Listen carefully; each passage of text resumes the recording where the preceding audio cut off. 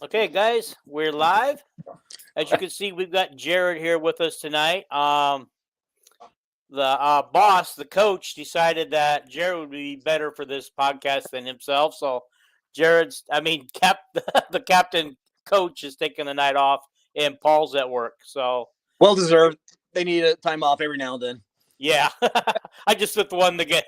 I'm just the one going to do 3 podcasts or 4 podcasts in a row. It's all good.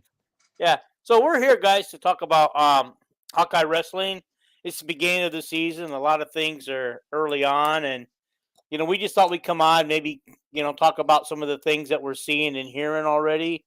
Um, and I'll talk to Jared about some of the questions I got.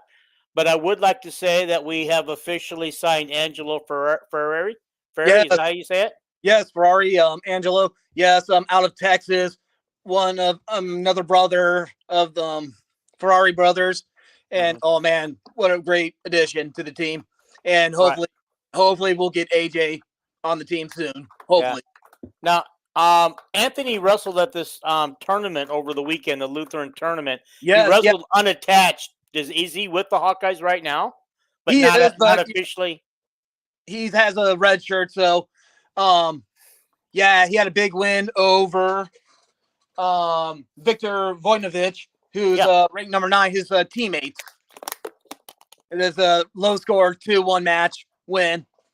So Okay. be on the lookout when Tom decides to burn his red shirt. Yeah. Okay. Hopefully sooner than later. Um, we'll see. I mean, he just needs all the right pieces in the right place right now. Yeah. Well, Um, let's talk about. I know you've done some research for me, and I don't know if you've been able to go weight by weight and kind of talk about who the potential starters are. I know who they started in their first match, but that doesn't mean that these same guys will be there in their next match. yeah, I mean, it's earlier in the season, so I mean, we don't know what to expect as of yet. But there's a lot of new faces, and because of the Gamble situation, we're losing some really good talent. We lost Tony Cassiopeia at heavyweight. I think his season is completely done.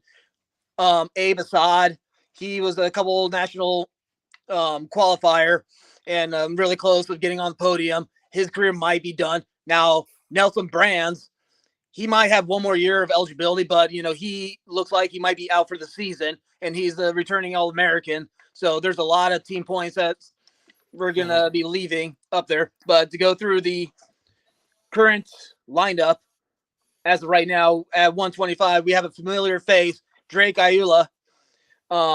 He's coming in at about rank number 12, number 10, depending on which rankings going by, whether it be Intermat or the coaches poll. Okay. So at 133, we have the UNI/Penn State transfer, Brody Teskey, senior, ranked about number 9, number 7. I mean, hopefully he'll get on the podium, be an All-American this year.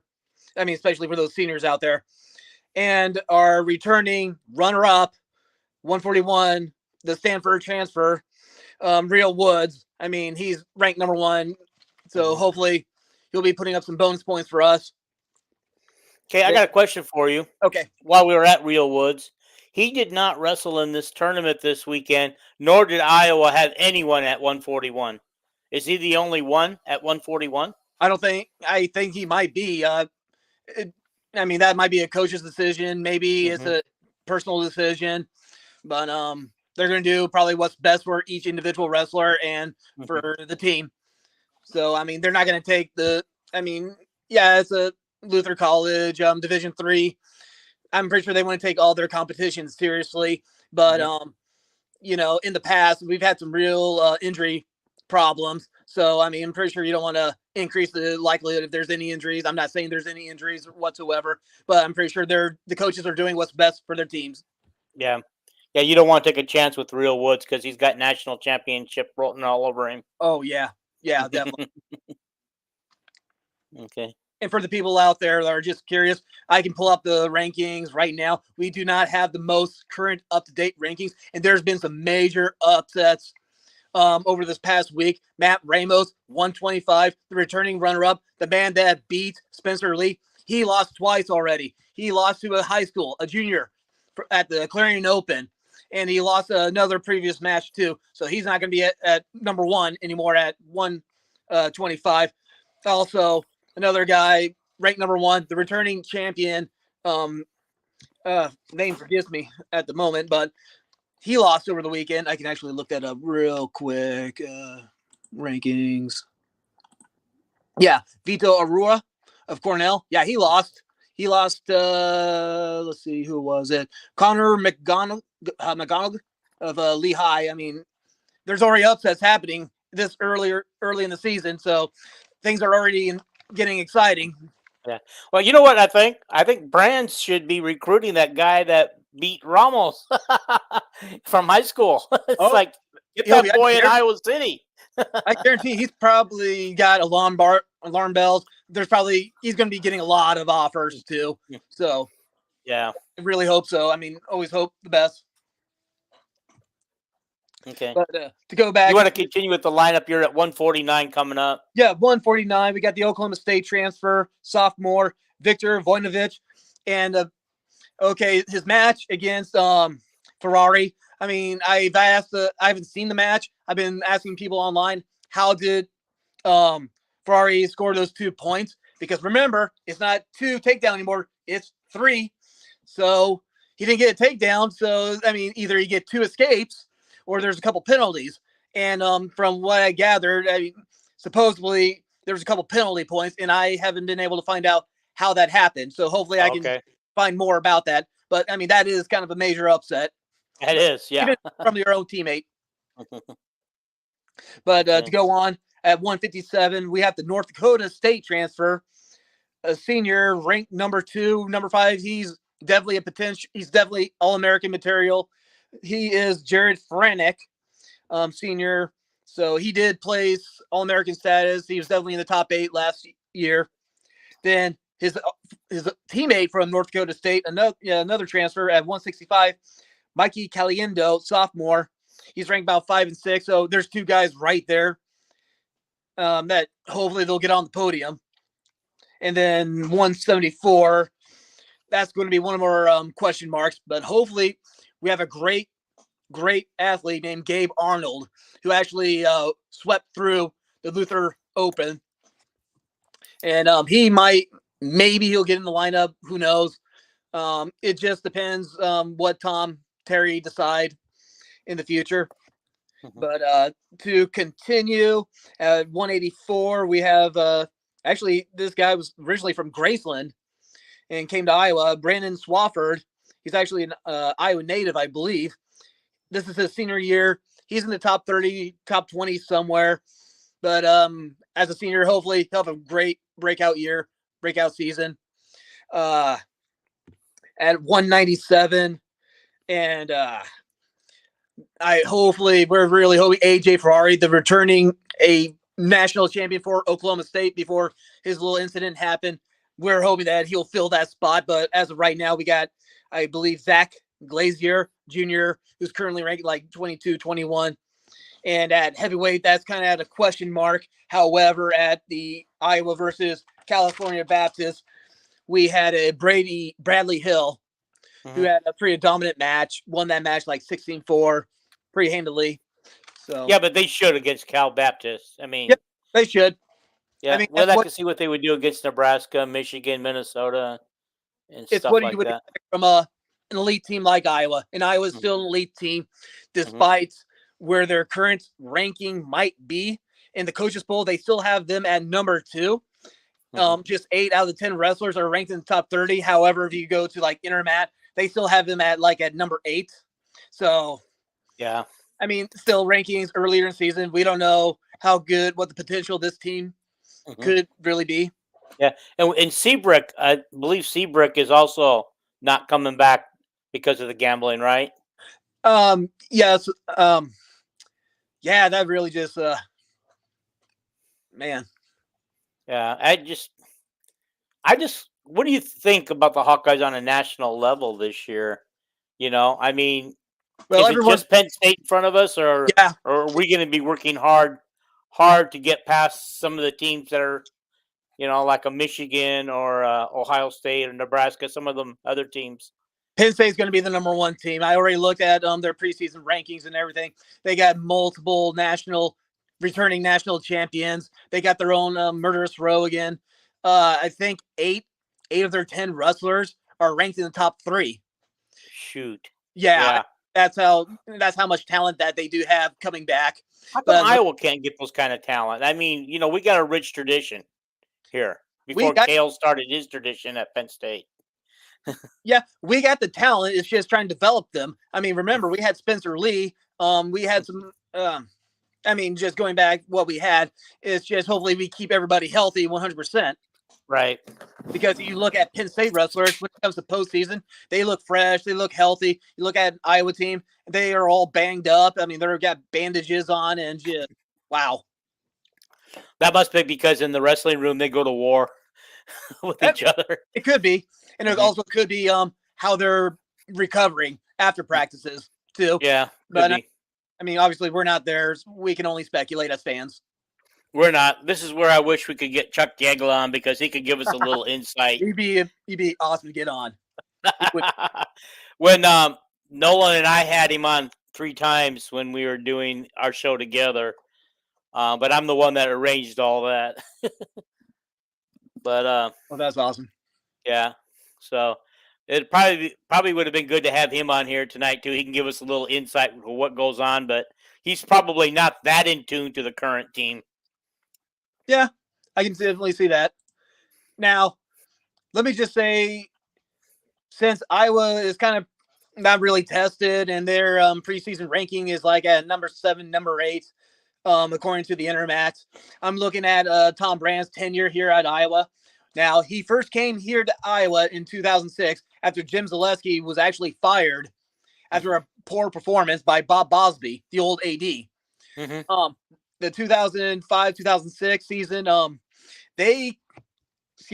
Jim Zaleski's last season, they came in 4th place. Mm-hmm. Now, Tom Brand's, I'm looking at his finishes. When he first started in 2006-07, he was 8th. So, okay, that's a rebuilding year. But also, in the 12-13, he came in 4th. 13-14 season, came in 4th. He actually came in 5th in 2015-16 and 4th in 16-17. But, yeah, it just kind of wonders is maybe there's a little favoritism being shown or, eventually there's an upward trajectory because remember, Brands did win it 3 in a row from 2008 to 2010. Mm-hmm. And then, 2020, that was the COVID year. We were projected to win that year. Yeah, right. We were. But then we got it in 2021. Yep, we did. But yeah, so that Brands is taking this seriously, and I just have faith in what they can do, what they have at the moment. Was it Brands that his first couple of years, or at least his first year, that Dan Gable was on staff with him to kind of help him get going? The rumor is that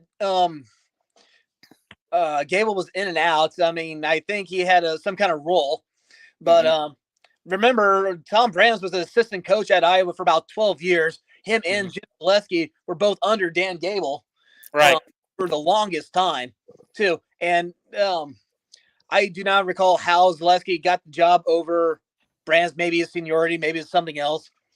But obviously, I was kind of going down the downward trajectory, and looking at. I don't remember too much about Zaleski's firing, but I think Brands had a lot to do with it. Who knows what happens behind the scenes and stuff. There's some really bad rumors about fights happening out, altercations and stuff like that. Yeah, there's a lot of ego inside those wrestling rooms, I swear. Oh, I'm sure. You got to have an ego, though. You need an ego. The best wrestlers have an ego, except for Spencer Lee. He just had injuries. Even Division I athletes, I imagine there's a lot of ego, a lot of pride, a lot of self-respect. Mm-hmm. Yeah, but this first season without Spencer Lee is going to be tough. Going to be not going to seem natural without him, the last couple of seasons, this was a really, really old team. A lot of old faces from Alex Marinelli. Well, that might not have been last year, but Michael Kemmerer, he was like a 7-8 year wrestler. But even Tony Cassiope being there for a while, Jacob Warner at 197, he's there for quite a while. But I swear the COVID year 2020 just really messed things up. Mm-hmm. But hopefully we all just learn from it for better or for worse. Yeah. Now I have a question for you. Ben Keeter, you say Keeter or Cuter? Keeter? The freshman football / wrestler. Oh, yes. He had to, because of what was going on with Cassiope, Yes. he got permission from during the football season from Kirk to practice with the wrestling team, to work out with the wrestling team. So I kind of thought maybe he was going to be our projected heavyweight this year. Yeah, I mean, I thought so too. Apparently had to put some more muscle on or some more mass because he's a little bit undersized.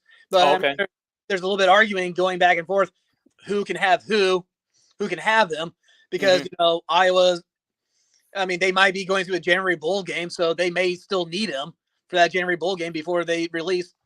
And January is usually when the Big Ten schedule for wrestling starts, and I can pull that up. Yeah. Well, his scholarship is for football. Okay. So I would think that, you know, from the summer workouts through the bowl game, whatever bowl game is, that he's a football player, and then he can go to wrestling after that. Yeah. I mean, I don't know how these two sport athletes are able to manage that. Oh, it's got to be stressful too. Oh, it does. It has to be. But, you know, it's just like, I imagine Keeter only being available after the 1st of January, once all bowl games were done, you know? Yeah. Or sooner if Iowa had a chumpy season in football, which they're not going to this year. No, they're not. I mean, well, I'm still hoping that they're going to reach that 10-win season. So, yeah, we're all hoping for that. Just to get by Illinois and figure out how to stop a guy from throwing from 500 yards on us. Yep. And hopefully Nebraska is not going to be playing for a bowl game or a 6-win season or something. Yeah. If we just got to get the win, and it doesn't care what Nebraska's playing for. Oh, yeah. You know, I don't care what they're playing for. If we just get the win, it's ours. It's ours. Nobody can take it away from us, even with a loss. Okay. But anyhow, do we have anything else we want to discuss on it? Talking about how do you think they will do against Oregon? Is Oregon a highly thought of team? That is their next dual meet. Their next dual meet is, I actually got that recorded if I can find it. It is, if I can learn technology better. Okay, yes. November 19th, Iowa versus Oregon State. It's on the Big Ten 1+. I'm not seeing Oregon State in the top 30 at all. So, I mean, it's just, excuse me. I take that back. Oregon State is ranked number 20. They probably have a few individuals that are ranked. And keep in mind, Tom Brands, I mean, he's very well aware, probably his competition. So he's going to use whichever wrestler he wants to use for each match. I thought it was kind of interesting that they got Oregon on the schedule, because after this year, they'll be on the schedule off and on quite a bit. Yeah. So maybe Tom wanted to get a preview. But keep this in mind. I believe Jim Zaleski actually went to Oregon State for a little bit, but he got fired there too. He got fired there too, huh? Yeah. So I can actually pull that up real quick. Yeah, Jim Zaleski, Oregon State's prior head coach. Yep. And right now, Zaleski looks like he is coaching at North Dakota. Wait, excuse me. 2021, the University of Jamestown in North Dakota hired Zaleski as the new men's wrestling coach. So he's still kind of bouncing around a little bit. But yeah, he was at Oregon State. That was the one thing that kind of surprised me too. Two former Hawkeyes coaching against each other and stuff, and they probably have a beef with each other still. Yeah. No, that's no, that would be great. I mean, because I don't think there's any love lost between those two. Oh God, unless they've made up over the years. They probably take things really personal. Yeah, I bet they do. Yeah, but I wonder why Zaleski got fired. I mean, yeah, after just a 4th place finish, and I was under Tom Brands, we've been facing 4th place and a 5th place finish at national. So, and there's been calls for Tom Brands to be replaced, but however, I mean, 2021 he still won a national title, so those voices are kind of getting drowned out a little bit. But I Yeah. mean, and we came in second last year with still kind of a, I mean, banged up team, Yeah. and Penn State they're still the heavy favorites. So, Yeah. Does but Brands have a certain style he likes his wrestlers to wrestle? Because it seems like outside of a few people like over the years, Spencer Lee, and maybe Real Woods, it just seems like most of the wrestlers aren't aggressive. That yeah, I mean, Tom they're Brands. they're more reactive than they are aggressive.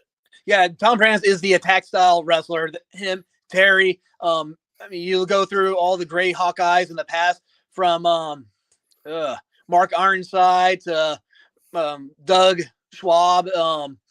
All those great guys. You just keep getting your opponent's face, being completely relentless. You try to tire them out, and then I think the other style you're thinking of more a counter style wrestler who'll try to use the attacker and put him in better position and score defensively. Yeah. Okay. Well, because because it seemed like when we're watching the wrestling matches, it just seems like most of them are kind of boring and put you to sleep, and then you get excited when Spencer Lee would come up because you knew he was just going to attack from the get go, and Oh yeah, he's I know Real Woods. I believe he was an attacker too.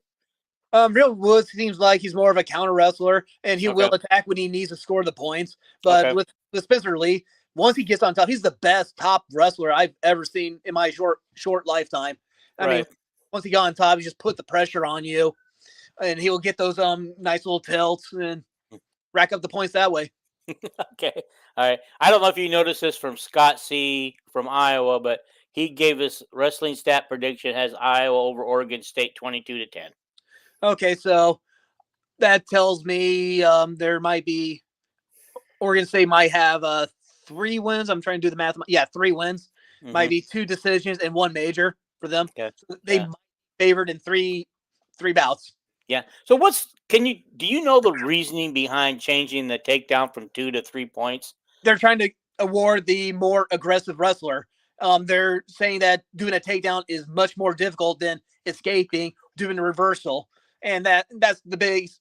That's the Mm. basic reason. They just want to award the more aggressive wrestler, and So, okay.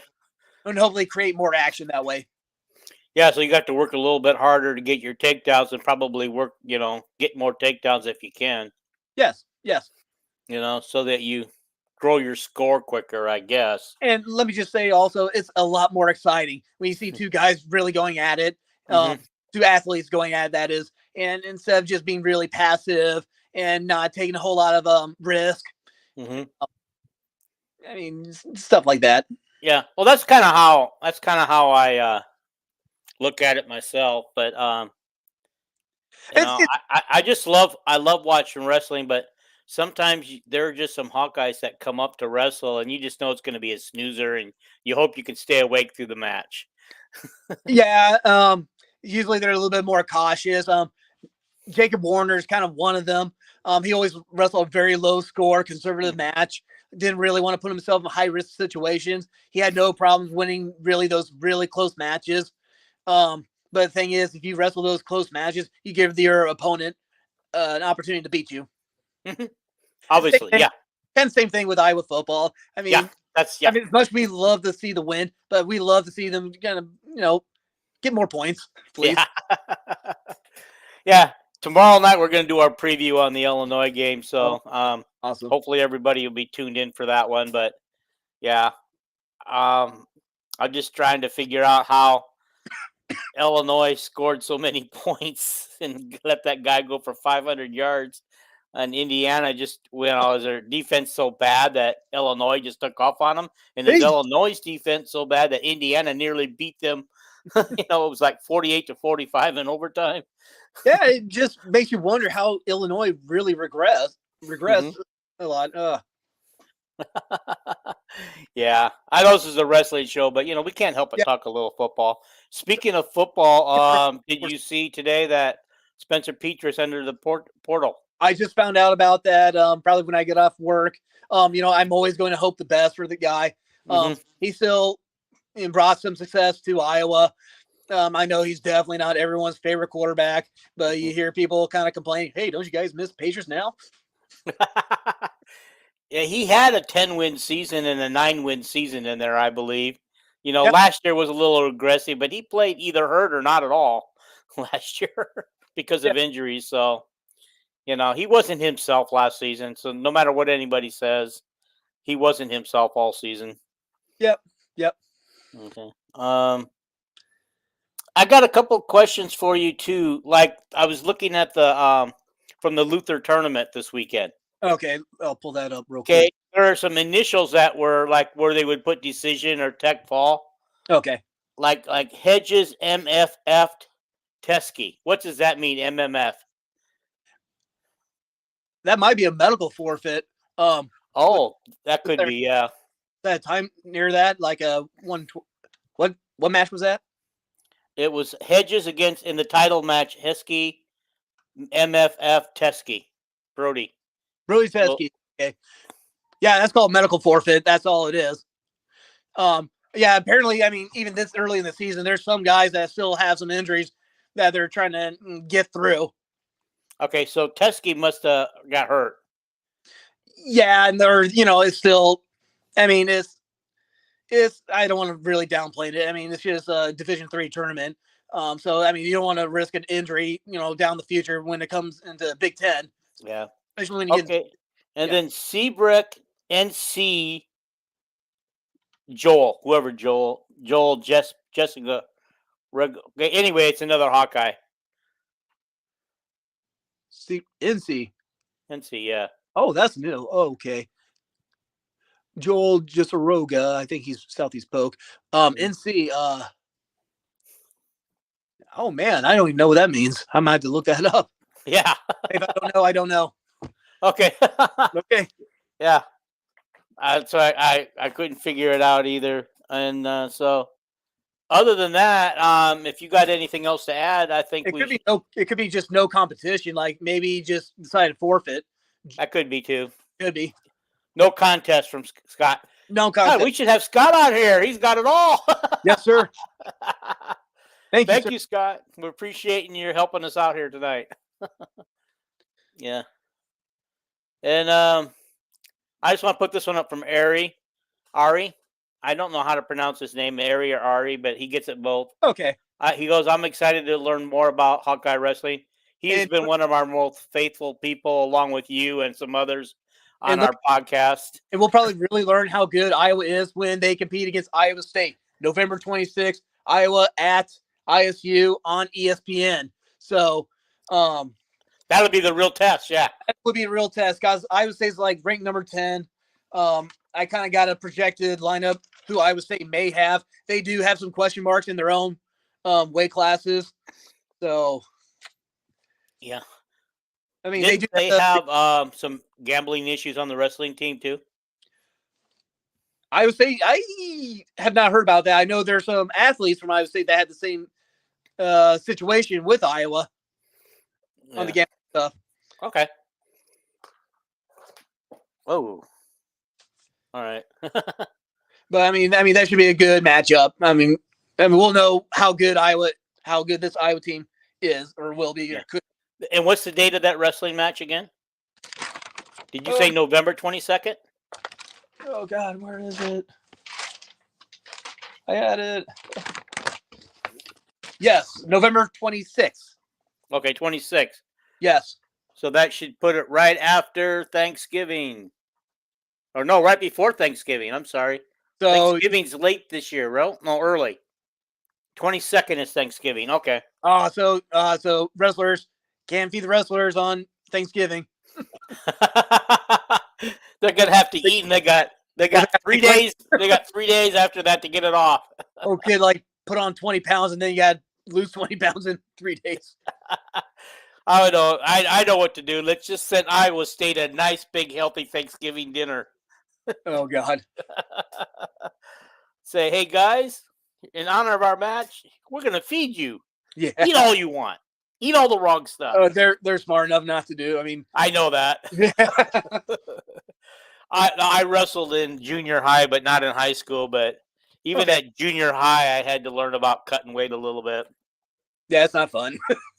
It's definitely not fun. I do not miss it. Yeah. Okay. Well, I think I think that we gave them a good enough preview. I think we could, leave it right there. And Hey, I had during the fun. season, let's do some more in season when we, maybe we can do after Iowa State and talk about that game match and some Yeah, Big Ten stuff. And maybe do some more predictions of maybe how the Big Ten may play itself out. mhm, Um, we'll right, see how murderous Penn State is. Like, oh, yeah, I just want to live up to my, you know, Iowa Hawkeye Sports is my Facebook page, and this is Talking Hawkeye Sports podcast. And so I just want to make sure that we're doing our best to cover all the sports, not just basketball and football, like most podcasts only cover that stuff. okay. So I got one question for you, and maybe for Yeah. our fans out there. What do you think is worse, the gambling situation at Iowa or the so-called cheating situation at with Michigan? I'm going to say the cheating situation at Michigan currently, but also the punishment does not match the crime there. Oh, I know. What? I know. I mean, our athletes get suspended for a year. Their careers are over. Jim Hmm. Harbaugh gets a slap on the wrist. What? A Yeah. suspension? Like, Hmm. really? Oh, Yeah. Well, the confusing thing about that gambling ruling, it said that they would lose a year of eligibility for competing, but they would also uh, lose eligibility a year of eligibility. Is that all for the same year, or or do they serve a suspension for one? Let's say they're a sophomore and they serve their sophomore year as a suspension. Do they automatically lose their junior year? that's why the Nelson Brands situation is I think he might have one more year of eligibility, but unfortunately for like Abe Assad and Tony Cassioppi, I mean they're done. Like, They're oh, done. Yeah. I mean, just Yeah. heart wrenching. Oh, it is, and I know that we didn't start off to talk about it, but it is involved in what we're talking about tonight. And the problem I see is they're advertising this gambling all over the place. Sports podcasts are advertising it. The colleges are using it for NIL money. I believe University of Iowa itself is in line with somebody using NIL money for gambling. Uh, Gambling sports book. I could be wrong on that, but I swore I saw that. Okay, and of course you can talk about gambling and stuff on the commercials during the breaks of the some of the games and stuff. They talk about it. So and they make this sports app so easy to do it. I don't have it personally here in California because we're not allowed to, but they make it so easy for these athletes. What do they expect these athletes are going to do? oh yeah, especially when they're trying to kill time in between classes, in between Mm-hmm. sports and Yeah. practices, competition. But Yeah. man, No, I mean the rules need to be changed. I mean, originally they said that these guys would basically just get a slap on the wrist and education for the first time, and unless of course they gambled on their sport, uh, But we know that Noah Shannon didn't gamble on his sport. We know now that he gambled on a Final Four game, one Final Four game. yeah. I You mean, I have know, no problem if college athletes want to gamble on professional sports. I really don't see anything wrong with that. yeah. But yeah, You know, I don't know. I just think they need to modernize it somehow. But to give these guys hope 3 weeks ago or 4 weeks ago, whenever they said these guys could start practicing again, mhm. yeah, put them back on your roster. They can practice. And then to say, oh, we changed our mind. They can't, we're not going to let them play at all. And here's the thing: they've been very vocal on criticizing the NCAA, their decision too. So it just tells me that they know that their careers are over. Mm-hmm. Yeah. Well, I know. And it's just like, do you think the NCAA did that to Kirk because Kirk has been very vocal It about this from the it could, beginning? and I think Kirk even did say that, "Hey, I don't care if they find me." Yeah. I Well, they mean, can't. There's nothing there for him to find, but he can certainly vocalize his disapproval, and yeah, he has disapproved of it from day one on how they're handling it. Yeah. And he's also upset that they're the only 2 schools that got targeted. And then I'm pretty sure it's happening elsewhere too. But Yeah. But yeah. why Iowa and Iowa State? Who's got the vendetta against those schools? Yeah. It does feel like the world versus the state of Iowa, whether it be Iowa, Iowa State, UNI, Drake. It does feel like it. I guarantee there's some UNI players that are gambling too. Probably not now because now they don't want to get caught. Yep. But okay, I'm going to let you out of here. I got some things I'm going to run to tonight, and that's why I wanted to do it kind of earlier than we do our normal podcast. So Hey, enjoyed it. Great I time. appreciate you coming on here, giving us a little insight. It was fun, and I hope the people that were on here watching enjoyed it. And guys, be sure to like, subscribe, and share the podcast. Yes. Okay, with your fellow wrestlers. All right, let's have a good day. Yep. I'm getting out of here. Yep. Peace out.